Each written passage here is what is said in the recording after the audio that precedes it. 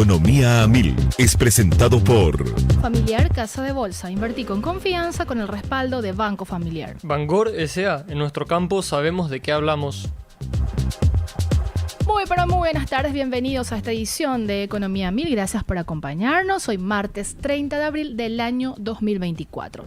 Muy feliz día a todos los maestros del país, a aquellos que todos los días hacen el esfuerzo enorme, independientemente de la circunstancia o la situación, de brindar lo mejor para la educación a los niños, adolescentes y también a los jóvenes de este país. Así que muchas felicidades y bueno, a seguir construyendo desde donde nos toque.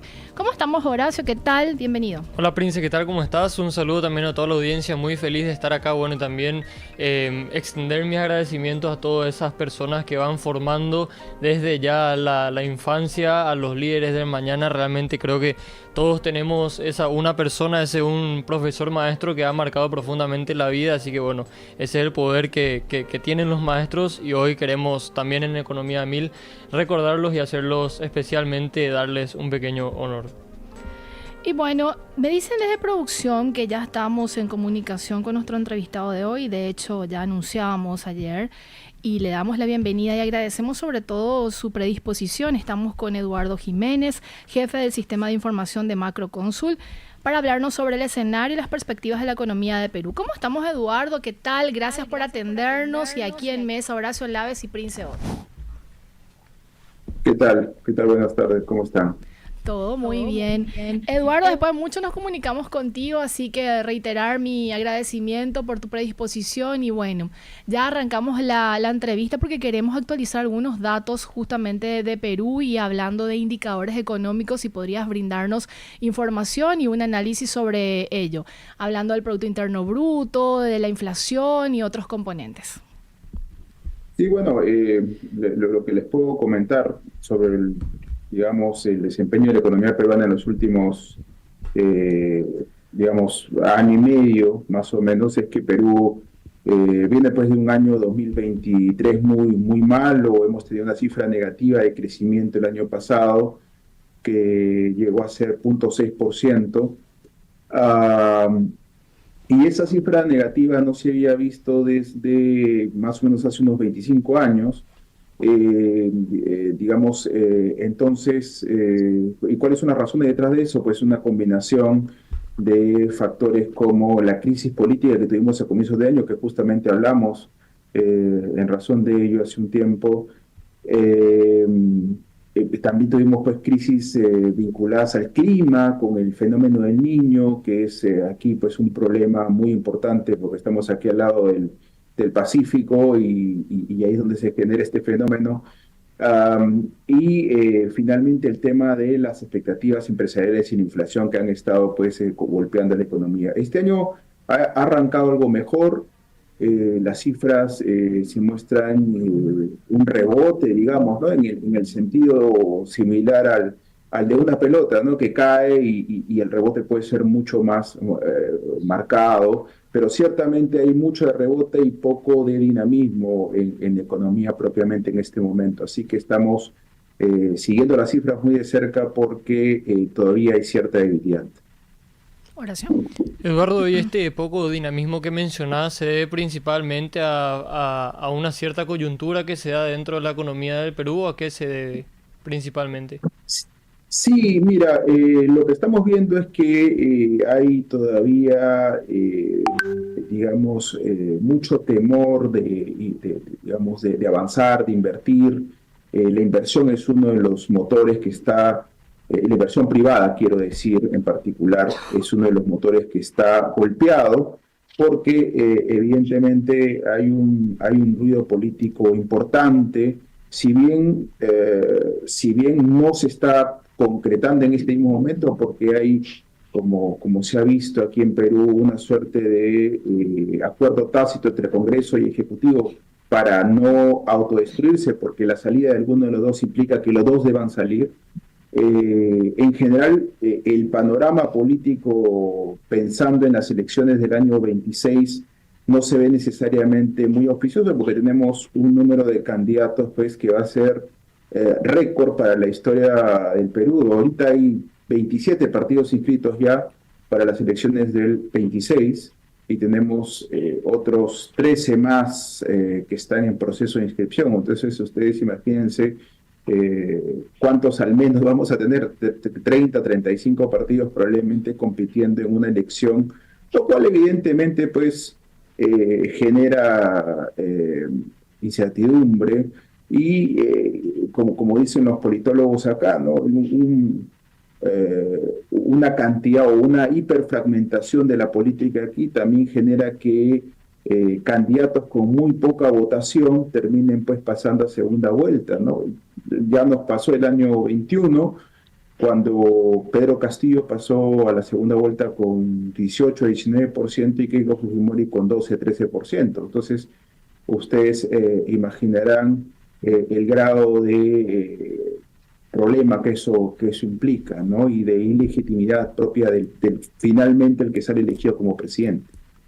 Eduardo, en el pasado reciente Perú se destacaba justamente porque la parte política no permeaba, por decirlo de alguna manera, la cuestión económica. Sin embargo, en el último reporte de una de las calificadoras de riesgo, ya ven y ya incluyen esto que era como una suerte de aspecto positivo que se destacaba dentro de la economía del Perú. Sin embargo, una de estas calificadoras ya incluye, y eso de hecho incidió en una baja de la calificación del país. ¿Cómo lo están viendo ahí desde Perú y obviamente las perspectivas en ese sentido?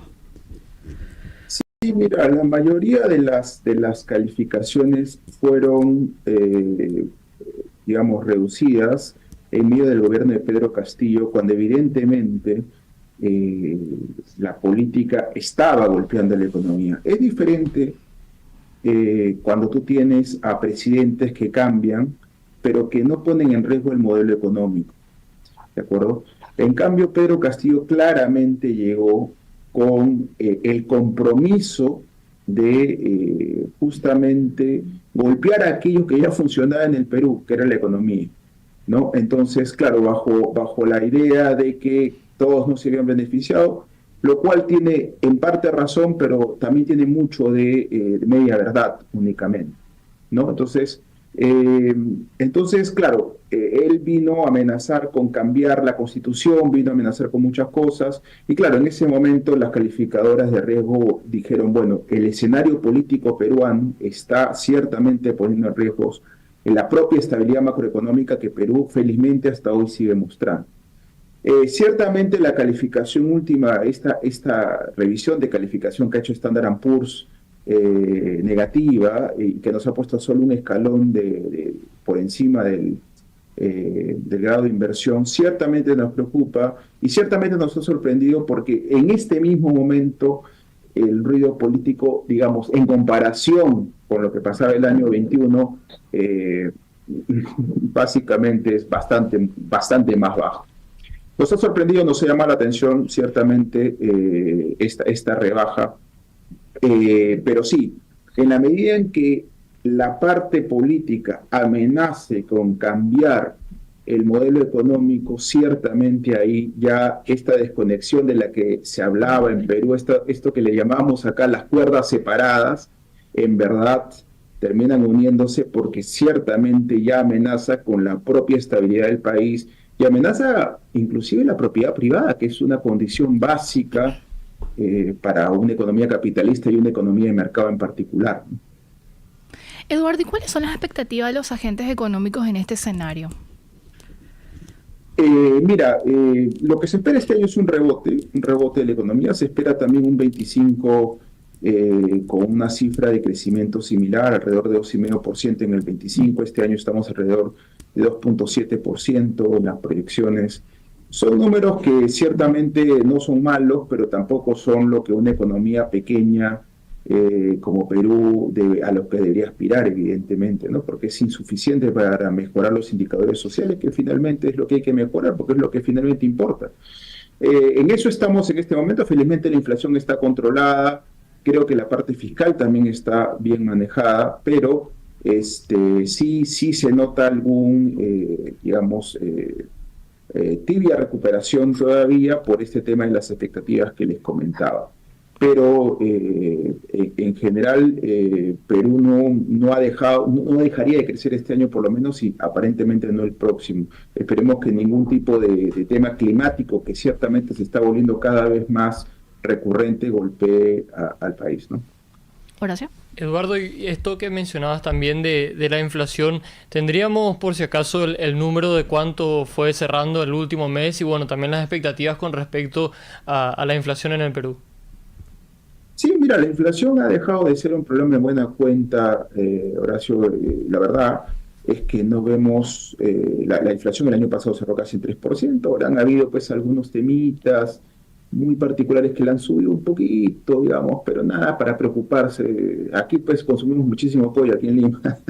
Y el calor, tuvimos una suerte de mini ola de calor en marzo, que hizo caer pues la producción de esa ave, de la carne de esa ave, y bueno, tuvimos una subida de la inflación muy puntual que se va a ir diluyendo en lo que queda del año. Y la inflación debería cerrar este año en 2,5%.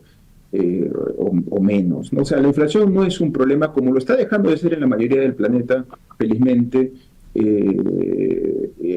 No creo que haya hay problemas, por lo menos este año y el próximo, salvo pues que tengamos otra ola digamos que viene sobre todo de fuera, pero Perú en general no genera demasiada inflación. La economía peruana, inclusive cuando hemos tenido tasas pues del 8 o 9% que tuvimos en algún momento, no se genera inflación por demanda en todo caso acá en el Perú, ¿no? Es muy difícil ver eso.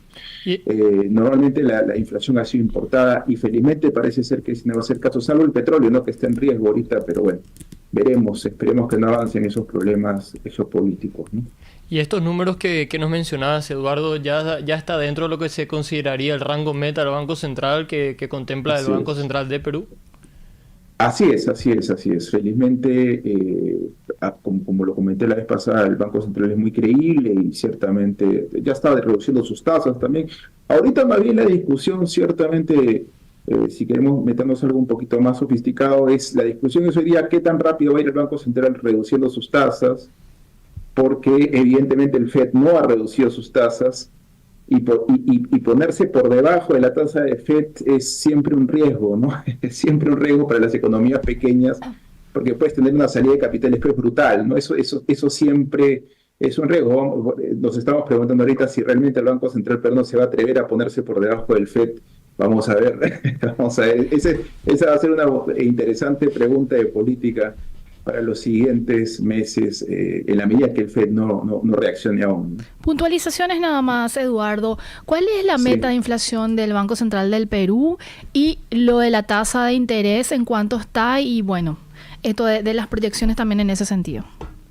Sí, a ver, el rango meta de Perú está entre 2 y 3% de inflación.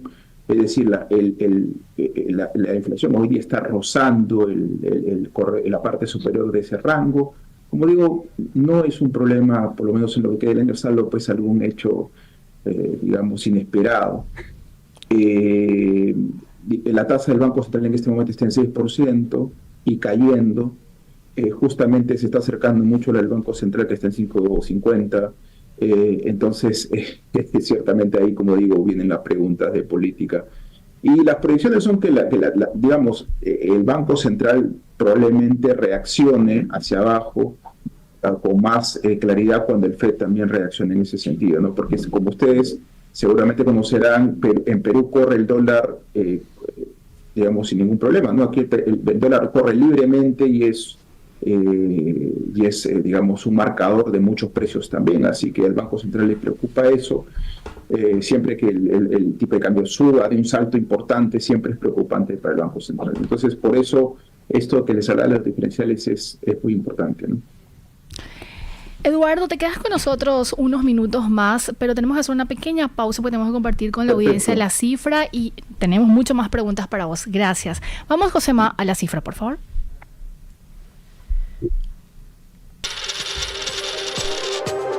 MF Economía e Inversiones presenta La cifra económica del día. 2,8% fue el crecimiento interanual del PIB del Perú al mes de febrero del corriente año. Los indicadores adelantados apuntan a que el crecimiento de la economía sería de alrededor del 1,8% para el primer trimestre del 2024, informa la consultora peruana Macroconsult.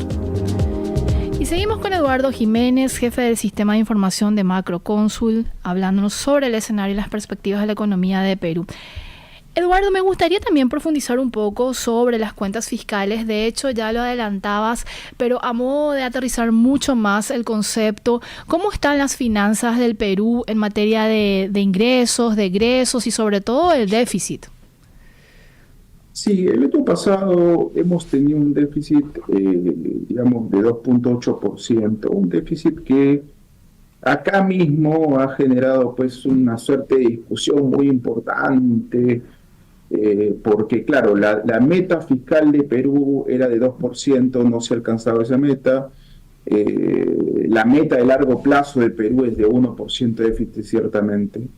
Pero, a ver, yo creo que no hemos tenido déficit en algunos momentos mucho más altos, hemos llegado a tener 3,5% de déficit fiscal. Y lo más importante, más que cumplir una regla como lo hemos comentado acá, es que el compromiso con esa regla. Y creo que de momento, inclusive en el gobierno de Pedro Castillo, que evidentemente fue nefasto para Perú, inclusive en ese momento, los ministros de Economía respetaron la parte fiscal y evidentemente en este momento es más claro ese compromiso. Ciertamente nos vamos a desviar de las metas en algunos momentos, sin duda porque estamos, como una economía abierta, estamos abiertos pues al movimiento de los precios de los commodities. ¿Qué pasó el año 2022? Tuvimos un tremendo empuje de ingresos por el precio del cobre, que es muy importante para nosotros. ¿Y qué pasa? Por la misma razón, el año 2023 tuvimos una bajada de ingresos porque el precio promedio cayó.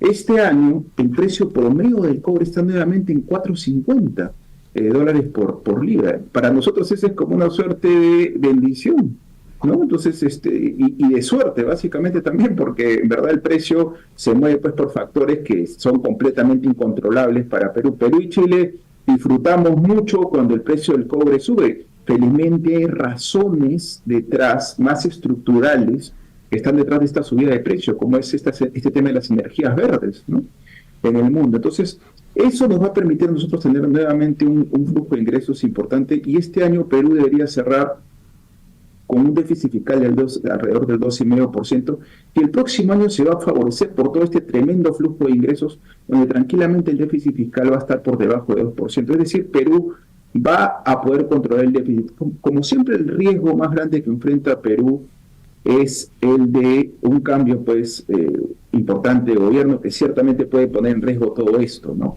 Ciertamente ahí estaríamos hablando de un escenario completamente distinto en el año 26, pero de momento el compromiso de Perú, creo yo, y de ahí que nos sorprenda tanto el tema de la baja de calificación de Standard & Poor's, es que las cuentas no se ven mal, la deuda nuestra llega a ser apenas 32% del PBI, que es una deuda baja si nos comparamos con todos los países que tienen esta misma calificación. Inclusive Chile está por encima de nosotros en este momento, que no se puede discutir que Chile es el mejor alumno de la región, está claro eso. Entonces,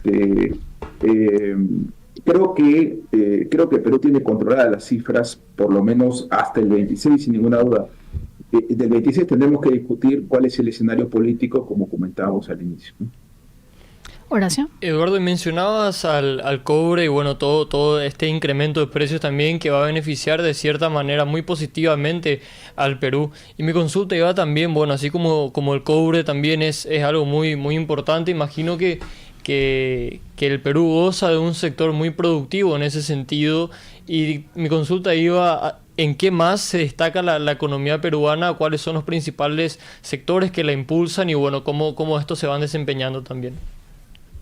Sí, esa es una parte interesante, porque son dos, digamos, los sectores de mayor dinamismo en el país en los últimos años. Uno de ellos es la minería, que ya lo comentábamos, la minería de cobre en particular ahora, porque ciertamente la parte de producción de oro en el Perú ya ha venido descendiendo porque los grandes proyectos ya han terminado su vida útil, algunos de estos proyectos. Entonces la producción, y no hay nuevos proyectos de oro, ya no hay un proyecto grande de oro importante, pero los proyectos de cobre existen, ciertamente es otro tema si se van a poner en marcha o no, porque ciertamente la conflictividad social es un problema no solamente aquí en Perú, sino en todo el mundo respecto de estos proyectos. Pero un segundo sector que viene siendo muy dinámico en el Perú es el sector de la agroexportación, ¿no? Perú, y ahí sin duda el mejor ejemplo es el caso del arándano. En el 2014 Perú no exportaba nada de arándano. En el 2024, 23 o 22, dependiendo de cómo nos queramos poner, Perú es el primer exportador del mundo de ese fruto, que además tiene una altísima demanda global. Entonces, ciertamente este sector es muy importante para nosotros. Ya llega casi a 10.000 millones de dólares de exportación.